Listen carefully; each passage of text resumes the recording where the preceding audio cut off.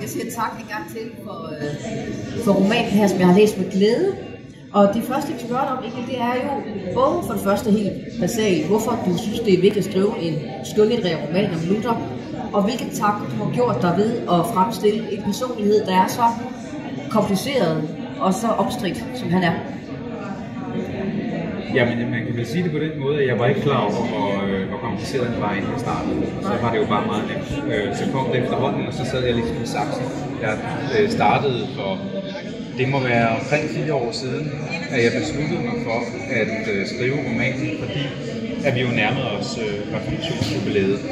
Og så begyndte jeg at læse primært om ham, men også noget af ham. Og det tog sådan en 3 års tid, og så var det bare om at få skrevet manuskriptet, og det... jamen, jeg har egentlig ikke på noget tidspunkt haft de store problemer med at få det skrevet. Selvfølgelig er der nogle ting ved manden, som er problematiske, men hvis der ikke var det, så ville det også være kedeligt. Så jeg havde egentlig forestillet mig fra starten, at jeg skulle digte en hel masse. Men det viser sig jo så, at hans liv det var så højdramatisk, så det er faktisk blevet en roman, der ligger temmelig tæt op af de historiske kendsgerninger. Så det gav sig selv, hvordan den kom til at udfolde sig. Så det der med, at han har været et bøvlehoved en gang imellem, det har egentlig nok bare mere sådan rent litterært været en gave for mig, end det har været en udfordring. Fordi jeg er jo heller ikke den, der skal forsvare ham i alt, hvad han siger. Det gør jeg heller ikke. Jeg problematiserer nogle af de ting, han siger. Så på den måde, så synes jeg bare, det er gået af sig selv. Nogen vil sige, at et bøvlehoved er vildt sagt. Ja. Fordi at en ting er, at han havde det her kolossale temperament og var meget sådan absolut i sin tænkning. Han var jo også, han trumlede også nogle gange sine omgivelser en lille smule. Der er en scene i bogen fra 1520, hvor Luther han arrangerer en bogbrænding, fordi at han vil demonstrere sin trods og sin modstand. Og der beskriver du, hvordan nogle af dem, der står i hans omgivelser, de bliver fyldt med rædsel. Jeg vil godt have dig til at forklare, hvorfor det er vigtigt at beskrive, at Luther også kunne fremkalde rædsel. Ja. Jamen, altså, egentlig er det lidt sjovt, for det var ikke noget, jeg var opmærksom på fra starten af, at det måtte have den virkning. Men så Michael Løde Andersen, der lavede forsiden, han havde han havde et udkast, hvor han havde tegnet Luther stående med pulden, og så nogen omkring, der virkelig så rædselsslagende ud. Så tænkte jeg, det er da rigtigt. Det har jo været helt forfærdeligt, det her. Det blev så ikke den forside, der blev så lavet en anden en, sammen med forlagets layouter og så videre. Men pyt med det. Det var egentlig det, der gjorde, at jeg indskrev den der panik. Og det er jo klart, at når Luther han står og ikke alene brænder den gulde, der truer ham med, at han bliver smidt uden for kirken, og altså i den tids tankegang går direkte i helvede, når han dør. Det er én ting, at han brænder den. Det er jo en provokation, det er helt klart. Men at han også brænder den kanoniske ret, altså hele den gennem middelalderen opsamlede kirkelige lovgivning. Når han brænder den af, så er der ingen vej tilbage. Så betyder det helt klart, at han ved, at han før eller siden vil blive kætterdømt. Og når man blev kætterdømt dengang, så blev man brændt på bålet. Så det er på en eller anden måde en selvmordsaktion, han foretager sig. Og det er det, der gør, at folk de kan rent faktisk ikke andet end at blive enormt opskræmte over, hvor kompromisløs han er. Ja, men både fordi det er farligt for ham, og fordi det måske også er et tegn på, at det her er en mand, der kan gå hele vejen på forskellige vis. Ja, han stopper overhovedet ikke op. Altså, han gør det bare, fordi han ved, at han er forpligtet over for en højere magt end den pavemagt, som for ham at se er gået ind og blevet langt mere en verdslig og politisk magt, end den overhovedet har lov til at være. Der er et sted i romanen, hvor man næsten fornemmer, at du virkelig overvejer Luthers dobbelthed. Vi er fremme i 1525, og han skal snart giftes. Og i den periode, der er der også en bondeopstand i gang, som udvikler sig meget blodigt og voldeligt med Luthers accept. Og i den sammenhæng, der beskriver du, hvordan han på den ene side er forfærdet over alle de ting, der foregår. men på den anden side også går rundt og glæder sig og er sådan lidt småforelsket, om ikke andet så i tanken om at blive gift. Ja. Så hvad er det for en dobbelthed, du gerne vil have frem der med ham? Jamen det er jo noget, der ligger i selve det historiske scenarie. Ikke? Altså at det var sådan, det foregik. Han blev gift under bondeopstanden. Ja. Og der slog det mig bare, hvor vildt det må have været. Altså han har stået der, han har faktisk talt bøndernes sag i rigtig lang tid. Men da så de begynder at blande Gud ind i det og siger, at de kæmper for Guds sag, så siger han, det her, det går ikke. Og så er det, han opfordrer adelen til at slå bønderne ned, som man slår en gammel hund ned. Det er ikke særlig diplomatisk, kan man vist roligt sige. Det er også ualmindeligt dumt, at han gør det. Men det gør han, og han gør det, fordi han også ser resultaterne af de her fuldstændig oprørte bønder. Hvordan de lader adelsmænd løbe spidsrod, så de simpelthen bliver dræbt mellem sådan 2 linjer af bønder, der slår løs på dem, der løber igennem. Det er enormt blodigt, og det er enormt skræmmende. Og Luther kan også godt se, at på længere sigt, så vil det også ramme ham og hans, borgerne rundt omkring, vil også kunne blive dræbt af denne her horde af bønder, der er fuldstændig op at køre over den urimelige måde, de er blevet behandlet på. Så han bliver nødt til at gøre et eller andet. Og så er det så, han går ind og siger, at de skal slås ned. Samtidig så er det, han beslutter sig for at blive gift. Der er jo denne her nonne, der kommer til Wittenberg, som ingen andre vil have. Hun er simpelthen for bøvlet og har med at gøre. Hun vil bestemme for meget. Og på et tidspunkt, så får hun at vide, at Luthers ven Amsdorf, enten gifter du med mig, eller også gifter du med Luther, så tager jeg Luther, siger hun så. Og så har han den der dobbelthed, som vi skal tilbage til. Ja.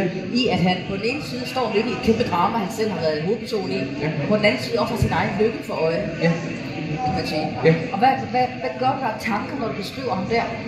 Jamen, jeg tænkte, at manden, han er jo først i 40'erne, ikke? Og han har aldrig været i seng med en kvinde. Det måtte han ikke som munk. Og pludselig så finder han ud af, at den begrænsning, som munkeløftet havde sat for ham, den var ude af proportioner, den skulle væk, og han opfordrede andre til at blive gift, både præster og munke. Og har egentlig sagt til sig selv, at det skulle han ikke, fordi han ville jo sikkert være død få år efter, og så kunne det ikke nytte noget at sætte børn i verden. Men alligevel, nu er der en kvinde, som rent faktisk vælger ham, og så er det svært at sige nej. Så der var det så, der kan jeg jo ikke vide noget om, hvordan han har tænkt. Du kan ikke vide, hvad der skete på bryllupsnatten, selvom jeg beskriver det? Nej, det kan jeg ikke. Men, og det er for meget dydigt. Jeg tænkte, jeg vidste, hvad der sker nu. Altså, enhver moderne roman skal have noget erotik. Ja, det er rigtigt. Men jeg gjorde det meget dydigt, synes jeg. Ja, det er så, men det er bare den dobbelthed opstår jo ud fra den historiske situation. Ikke? Han må have reflekteret over det her. Altså den der blanding mellem, at der er borgerkrig lige uden for døren, og så at han bare glæder sig helt vildt til at opleve det, han aldrig har prøvet. Og det viser jo også, at i alle menneskers liv er der 2 virkeligheder. Den ydre store, som man er optaget af, og så ens egen skæbne, som i et øjeblik kan være fuldstændig altafgørende vigtigt og overstråle det andet. Og jeg synes, det er meget godt skrevet, fordi man jo netop sidder og tænker, selv en mand som ham, der står midt i verdenshistorien, glæder sig som et lille barn til noget nyt, der skal ske i hans eget liv. Ikke? Ja, og samtidig enormt nervøs. Jo, det er han selvfølgelig også.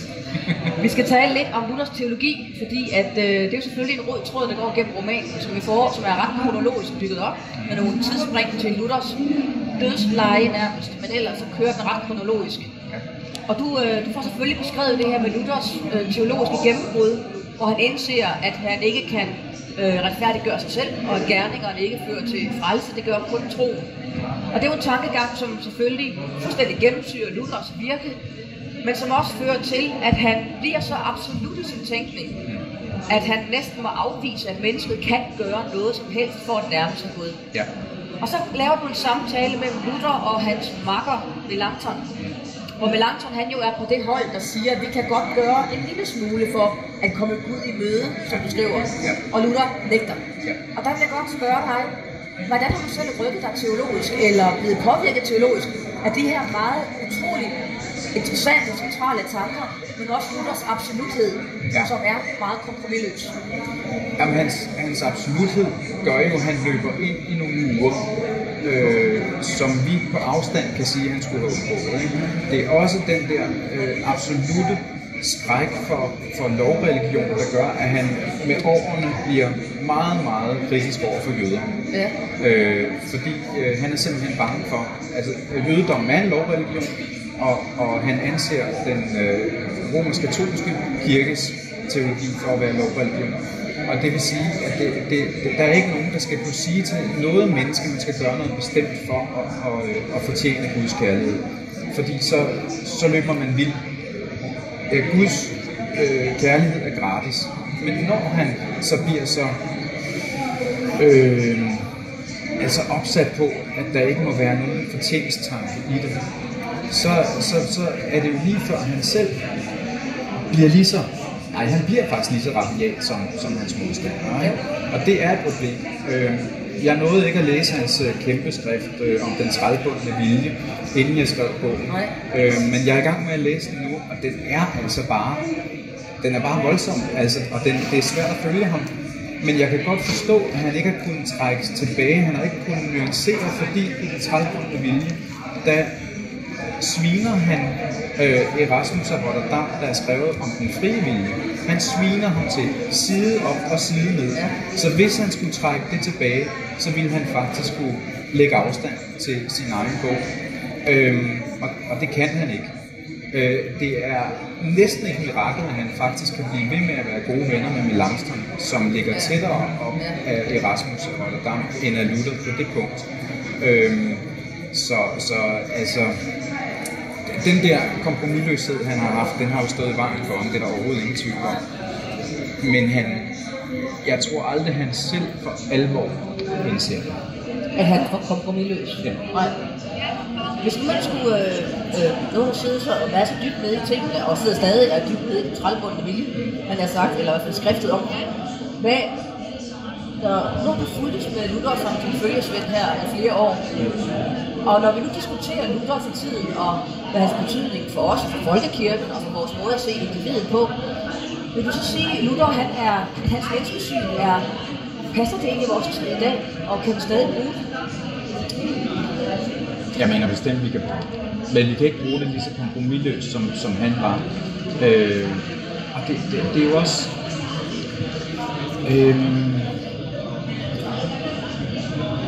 det er svært at svare på. Jeg synes godt, altså hele den der forestilling om, at mennesket ikke formår noget af sig selv, noget godt af sig selv, den er meget, meget umoderne. Men den er også meget nødvendig. Fordi vi lever i en kultur, hvor der sættes krav om, at vi alle sammen skal yde det perfekte hele tiden. Og det er jo det, der medfører stressreaktioner, ikke? Selv blandt gymnasiepiger, ikke? Er det voldsomt. Hvor det nogle gange kan være meget godt, at man får at vide, jamen ved du hvad, slap lidt af, fordi om ikke andet, hvis der ikke er andre, der holder af dig, så gør du det. Men det er selvfølgelig en Luther Light udgave, kan man sige. Ikke?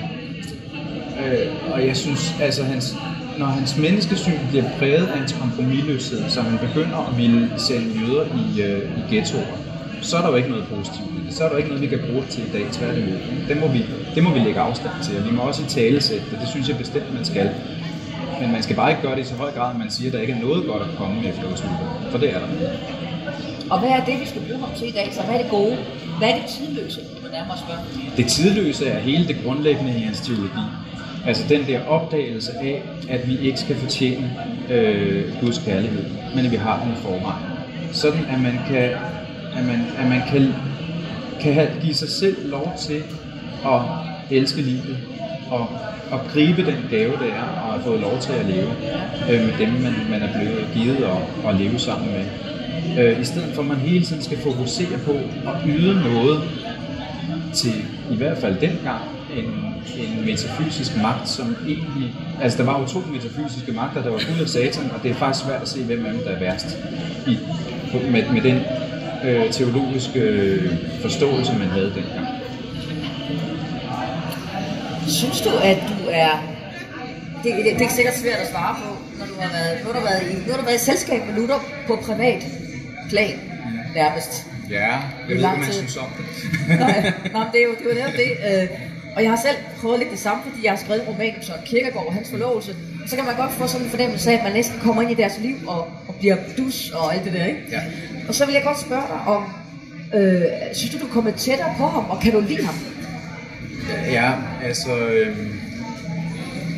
jeg vil sige, der er langt mere ved ham, jeg kan lide, end jeg ikke kan lide. Okay. Men hvis jeg mødte ham, så tror jeg, at jeg ret hurtigt ville vende om. Fordi han var så... jamen, han har jo været ude af tævnen bilen, ikke? Okay. Altså, han er blevet presset ud i situationer, hvor han måtte være så kompromisløs, at han har udviklet en personlighed, som jeg tror, det har været meget, meget svært at være en del, altså være i nærheden af. Ja. Han har været så kompromisløs, at det har gjort ondt på en eller anden måde at være sammen med ham. Ja. Tror jeg. Altså, men alligevel fremstiller du ham jo ret elskelig. Ja, det gør men du. Det var han også. Og det vælger du så at sige, min Luther skal være den elskelige slags? Nej, det var han. Han var altså over for venner, de venner, der ikke skuffede ham, ja. Dem var han trofast overfor. Dem, der skuffede ham, dem smed han simpelthen ud, uden nogen noget.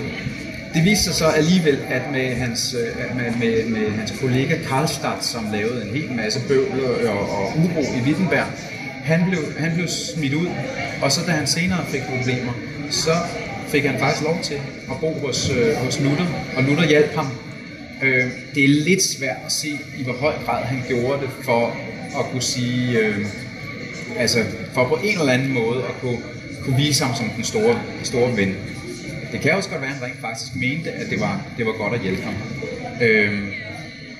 Men der er ingen tvivl om, at Luther han var et meget varmt menneske, et meget varmt familiemenneske.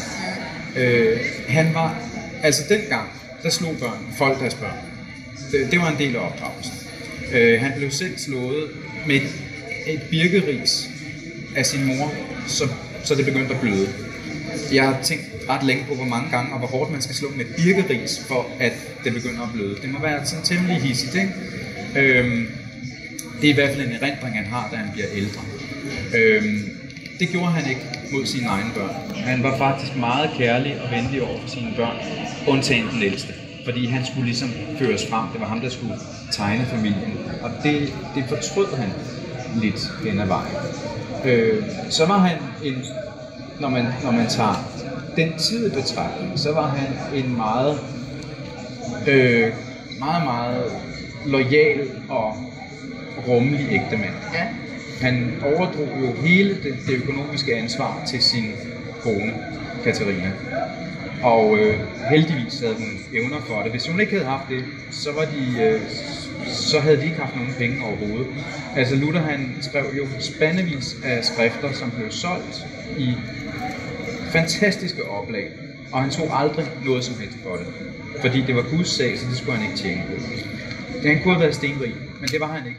Det var Kættes skyld, at de blev så rige, at de kunne drive sådan et slags, hvad skal man sige, kultur- og undervisningscenter, ikke? I hans gamle kloster, som de fik lov til at overtage.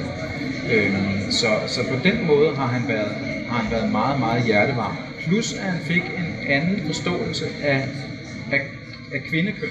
Altså han anså simpelthen kvinder for at være andet end fødemaskiner, ikke? Jo, hvordan kan du, skulle jeg nemlig lige til at spørge dig, hvordan du klædte dig på til den opgave, som det er at beskrive Luthers ændring i kvindesynet. For han kan jo sige nogle helt voldsomme ting på et tidspunkt om, at kvinder er beregnet til, og hvordan de skal straffes, hvis de ikke gør det, de skal. Og der sker jo meget i hans liv i forhold til hans eget ægteskab, og hans syn på også, at piger skal lære at læse og alle de her ting. Så der er jo ret stort, det er jo helt kapitel for sig næsten, med Luthers syn på kvinderne. Ja.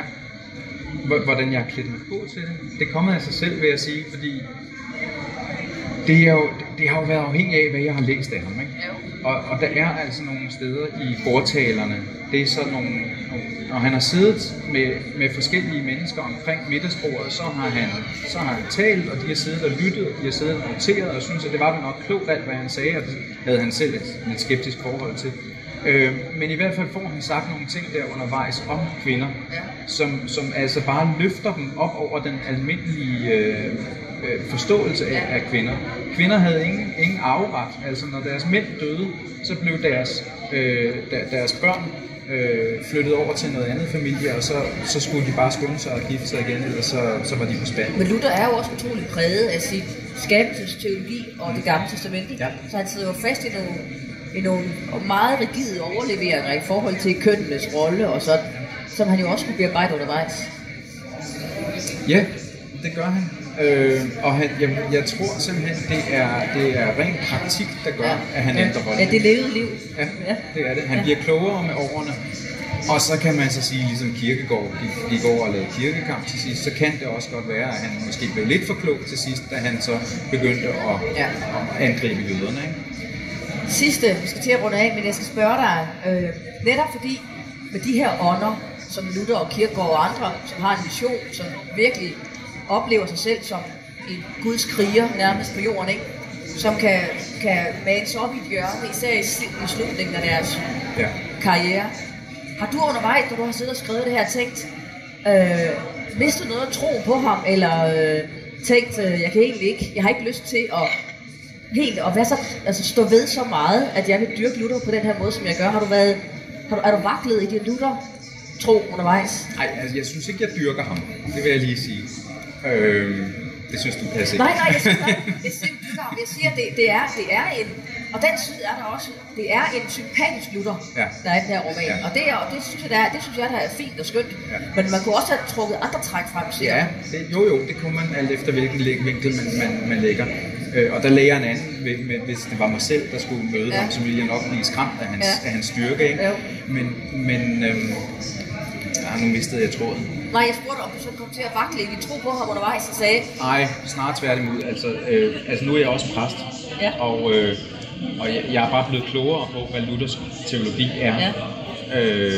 Så på den måde synes jeg også, altså i mit fag som præst, at det er en styrke at have læst mere om og af ham. Så er der nogle ting, hvor jeg må sige, jamen det kan jeg bare ikke stå inden for, men det er jeg heller ikke forpligtet på. Ja. Altså, så man kan ikke bare tage en mand fra 500 år siden, som har sagt nogle bestemte ting, og så sige, at det vi alle præster i den danske folkekirke er forpligtet på at mene præcis, hvad han siger. Det vil også være et problem, fordi han modsiger sig selv indimellem. Så han var et menneske som alle andre. Bare et meget hårdt prøvet og et dygtigt menneske. Ja. Sidste spørgsmål kan jeg godt lige nå. Det er fordi, du nævner selv, at du er præst, og altså, Luther er jo en kolossal figur i folkekirken og i vores måde at udlægge tingene på. Og når man så har læst det så intensivt, som du har nu, og været i Luthers selskab, hvad gør du så af tanker om, hvorvidt danske præster generelt ved nok om Luther? Altså til at være lutherske præster? Fordi vi kan jo godt nogle gange bare fyre nogle citater af fra ham, måske uden helt at have tænkt dem igennem. Jamen, jeg synes, det er meget svært at vurdere. Fordi en ting er at vide noget om Luther, noget andet er at videreformidle det, ikke? Jo. Og det skal jo ikke, altså en prædiken skal jo ikke være en kirkehistorisk afhandling. Der må godt være dele af det, der er det. Men det er jo den teologiske forståelse, som Luther giver, der skal ligge som en understrøm under det, vi står og siger. Og derfor synes jeg, det nogle gange kan være svært at sige om...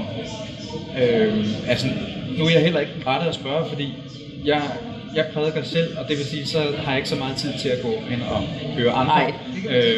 Så på den måde er det svært at bedømme andre præster. Altså, jeg vil ikke sætte mig til doms over, hvordan folk generelt er inde i Luther. Men jeg håber da, at denne her fejring i forbindelse med reformationsjubilæet har fået nogen til at læse så meget, at det vil inspirere de næste 10-20 år frem. Det vil være godt, fordi der er kul at komme efter Luther.